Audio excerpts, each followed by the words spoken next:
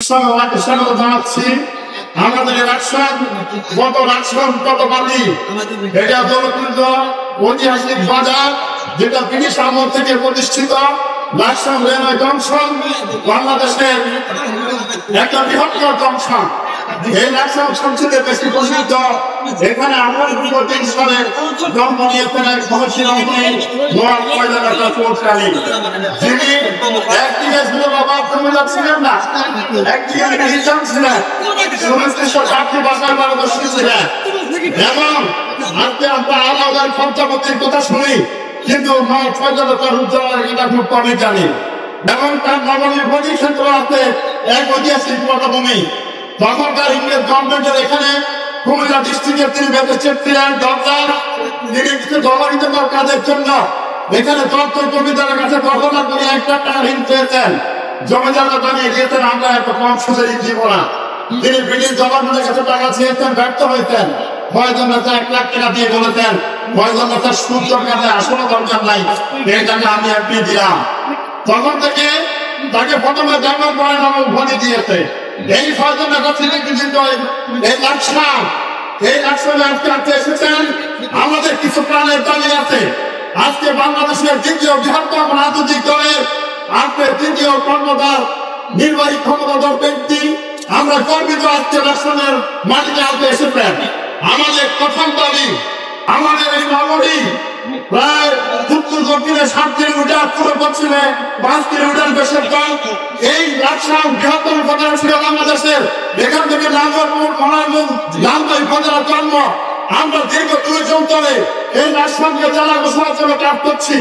আমাদের উপজেলা সুন্দরবন নেতৃত্বে লাকসাম জেলা বাস্তবায়ন পরিষদ কাজ করছে। আজকে যদি কখনো আপনার ক্ষমতার সুযোগ থাকে, এই লাকসামবাসীর দাবি, প্রাণের দাবি, লাকসামকে জেলা ঘোষণার ক্ষেত্রে আমরা আপনার আন্তরিক সহযোগিতা কামনা করছি। সম্মানিত মেহমান, আমাদের লাকসামে কোনো বিশ্ববিদ্যালয় নাই। আমাদের এই মহাসভাপতি নামে আমরা একটি পূর্ণাঙ্গ বিশ্ববিদ্যালয় তথা নোয়াব ফয়জুন্নেসা বিজ্ঞান ও প্রযুক্তি বিশ্ববিদ্যালয় নামে একটি বিশ্ববিদ্যালয় প্রতিষ্ঠান দাবি জানাচ্ছি। এখানে আমরা একটা আন্তরিক সহযোগিতা চাচ্ছি। আমাদের লাকসামে কোনো মেডিকেল কলেজ নাই।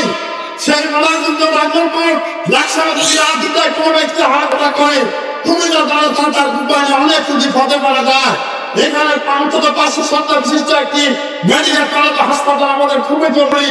এই ক্ষেত্রে আমরা আপনার সহায়তা কামনা করছি। এই লাকসাম থেকে রেল যোগে আমাদের টাকা যেতে আমাদের 4 ঘন্টার উপরে সময় লাগে। যে এখন বৈরব হয়ে 120 কিলোমিটার পথ বেশি করে যেতে হয়, কিন্তু নারায়ণগঞ্জ লাকসাম মাত্র 100 কিলোমিটার থেকে একটু বেশি হলে আমরা মাত্র 1.5 ঘন্টা জায়গা যেতে পারি। তাই লাকসাম নারায়ণগঞ্জ একটি রেল লাইন বাস্তবায়ন করতে আমরা আপনার দাবি জানাচ্ছি।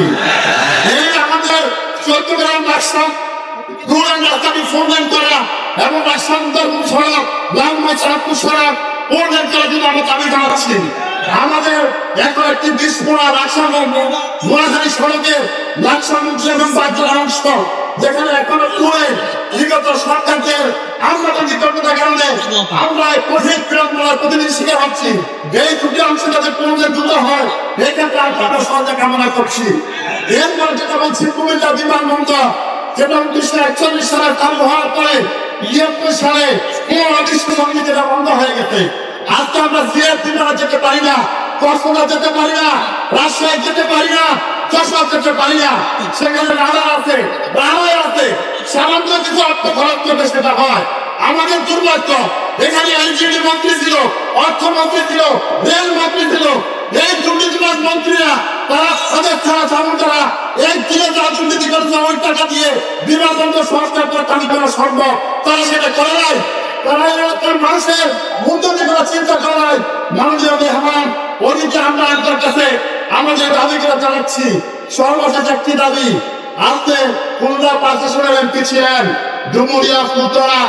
আপনি ওই ডুমুরিয়াকে যেভাবে ভালোবাসেন, তাদের সমস্যাকে গুরুত্ব দেন। বাংলাদেশের কাশফুল উপজেলার মতো লাকসামকে এভাবে গুরুত্ব না দিয়ে আপনার নিজের আসনের উপজেলার মতো লাকসামকে ভালো রাখবেন, হৃদয় রাখবেন, আমরা আমাদের কথাগুলো মনে রাখবেন। এই প্রত্যাশা ব্যক্ত করে আমার বক্তব্য শেষ করছি। পরিশেষে আমি আজকের এই সুন্দর প্রোগ্রাম বাস্তবায়নের জন্য আরশের অধিপতি মহান রব্বুল আলামিন যিনি গতটা বিকেল পর্যন্ত আমরা নিশ্চিত ছিলাম আমাদের এই সাজানো লাগা প্রস্তাব হয়ে কিন্তু ঘূর্ণিঝড়ে আবার আমরা করতে পেরেছি কৃতজ্ঞতা বলে তার প্রতি শ্রদ্ধা জানাচ্ছি মহানগরের প্রতি। আজকে এই সংগ্রাম বাস্তবায়নে আমাদের জেলা মহোদয় অত্যন্ত পরিশ্রম করেছেন আমাদের এখানে স্থানীয় দায়িত্বশীল পরিবারেরা এবং আজকে তারা কষ্ট করে উপস্থিত হয়েছেন। সকলের জন্য মহানগরের কাছে তাদের কামনা করি। আমার বক্তব্য শেষ করছি। আসসালামু আলাইকুম।